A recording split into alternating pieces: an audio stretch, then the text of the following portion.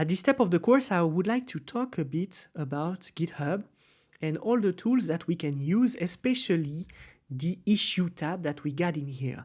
Why? Because most of the time, if you want to participate to a project, to an open source project, and if you would like to change something into a project, for instance, the Nuxt framework, your first reflex would be to go here, pull the project, put some code into it, and create a pull request. However, this is a bit an issue, and a lot of people are talking about that right now, because basically, when you arrive on a project like this, you are not supposed to know everything, okay? Except if you deep dive previously into the project and you understand every problem that Nuxt, for instance, is actually facing right now. The first thing to do would be to go, and it's the same for every project, to go to the Issues tab. And the Issues tab, basically, it's the place where we record every problem that we identify on a project. So right now I'm taking a big project, such as Nuxt, because it has, of course, a long track of problem. So basically, here on the Issue tab, we can see subject, exactly like in a forum or in a thread on X, a list of subjects related to a topic. And all those issues here are waiting for like a validation from the Nuxt team to say, hey, this is a real problem. Because this is another issue. The issue is that when you want to work on an open source project, most of the time, or even on your project, your own project, most of the time you will create too fast pull request, and you will think that something is probably an issue, a problem, but it's probably not, which is cool with this issue tab. And it's on the second place of these tabs, which means that it's important to start with issues. Which is cool is that we can keep track of the history of the problems. And here we can see that there's a lot of problems related in here. So basically, we are going to come back to our repository and we are going to create a first issue together. Okay, we are back on our little project and I'm going to click on issues. And I'm going to click also up here on new issue. And on this new issue, it's basically exactly like a pull request. We've got most of the time convention to describe an issue and to tell everybody, hey, I think this is a problem and I know or I don't know how to resolve this problem. Because you can post an issue even if you don't know how to resolve the problem. The idea is that other people on your team would have probably an idea and an answer to your problem. So let's come back to the project and let's say that, and here I can git switch, okay, to main if I want to. Okay, I'm back on main. Let's say that we would like to delete this alternate.txt. So I could write, for instance, there's a bug in alternate.txt. So what we would like to do at first is to create a clear title, not long, and to describe the problem as much as possible. So here I'm giving a fake example, of course, but you probably in the future would have to talk about a subject which is here. Okay, so here there's a bug in alternate.txt.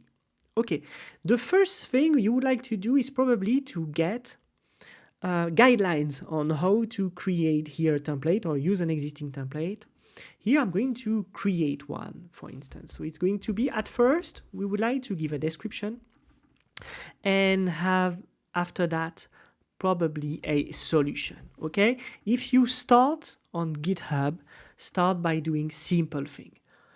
If you start on a project that has already template for the issues, please respect that template and fulfill everything you would like to ask.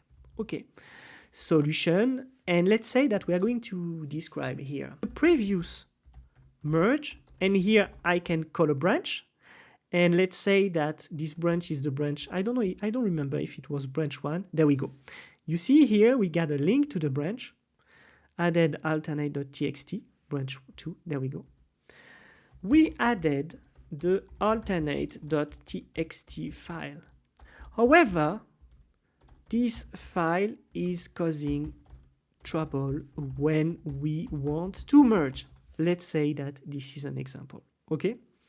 So what I want to do at this point is to propose a solution. If you don't get a solution, I don't have a solution. Okay, we can put that. I don't know why this problem happened. So of course you understand that what I'm doing right now is really simple. It's really easy to understand. All developers aren't doing that. Everybody don't get the same way to do things. It's just to give you an example on what you should do if you want to create an issue that is really clear. Because this is the problem, we need to use descriptive and concise title and description that are clearly explaining the problem. So avoid vague or overlay generic title, okay? So here, let's say that I got a solution. Let's delete this file, which is completely crazy as a solution, okay? Right now, I propose to delete the file because it is a useless file. And as you can see here, this issue doesn't provide any code. This issue doesn't actually rely on something that is too violent. I'm proposing to delete a file here. Another thing is that once your issue is done, which is cool, is to assign yourself to the issue. And if there is a label that here appears, like for instance, it's a label about text, or it's a label about bug here, it's also good to give here a label. Applying labels to categorize issue, it's really good because it helps people to understand. Assign also, it's always good also because we see who can do it and who can improve that. And we can also track the milestone by person later. That's something we can do. Okay, so I'm going to submit the new issue. And suddenly we've got here this discussion that is open. And everybody here can basically participate into the issue. Because when I arrive on the project and I go to the issue up here, I can see that I got one open issue. So what we're going to do now, we are going to create a new pull request where we are going to delete this alternate text. So I'm going to type git checkout b delete alternate.txt. Okay, so here delete alternate txt. There we go, it's going to be better. Snake case. Okay, so in this branch, I'm going to delete the file. I'm going to add git commit m, and I'm going to put delete alternate.txt, and I'm going to push the branch. So here we see, of course, the branch doesn't exist, so I gotta create a setup stream, and there we go. Now I'm coming back to my repository on code, and we can see that I got branch 1 that I could actually merge, but I'm going to come back here. And again, here I'm supposed also to here put all the description related to it. So I'm going to assign myself, I'm going to put a bug. And before I merge the pull request, now I know that this pull request actually got a number. So I'm going to come back and you will understand what I'm talking about. I'm coming back to the issue. And now I'm on the issue, I can say, hey, I actually created a pull request to solve this issue. Okay, so now I'm on the pull request. I'm going to put here a fake description. And of course, you should put your own description, but this is just for the example. I'm going to create the pull request. And once it's done, I got the pull request that is created. And we can see that I got the number 4, hashtag number 4. So now I can come back to the issue and link this number 4 to the issue before merging the pull request. Because I would like the participant to look at the pull request and probably pull it, improve it, make changes, we don't know. So back on the issue, I can go on the bottom and put here hashtag 4, here link, my message, which is, hey, I actually created a pull request to solve this issue. So I'm going to click here.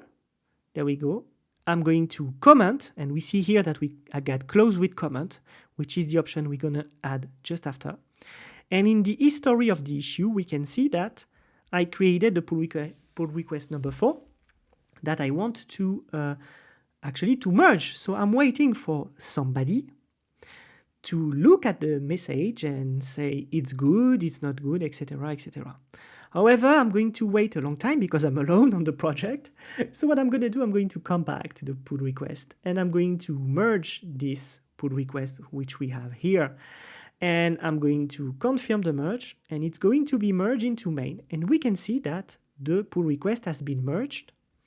And now what I need to do is to come back here, and at the bottom, I would say here, done merged, and I can here click on close with comment. And we can see here that we got different options. The 2 different options are done, closed, fixed, resolved, or we have close as not planned, won't fix, can't repro, duplicate, stale, which happens often. Those are the issues that I was talking about at the beginning of the course. Those issues are from people who didn't look that much to the project, or probably spam, or probably that issues that are not actual real issues for some reason. So I can click on close with comment. I click on it.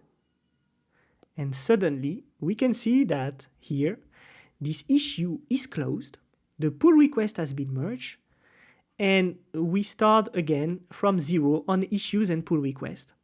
And we can see that we got also the option to reopen the issue. If I come back to issues here, I can see that I got 1 issue closed, and I click on it, and we've got this issue which is here. We saw that with issues, we can keep track of the problems, and we can link those issues to pull requests that we create. Also, the issues page is a page that helps you to see what were the previous issues by the past on the project and what are the current issues. Probably, which is interesting for you to do, is to look at easy issues to solve, propose solution, and wait for a response from somebody. Because the issues are also a space for people to collaborate together and to exchange ideas and solutions to a problem.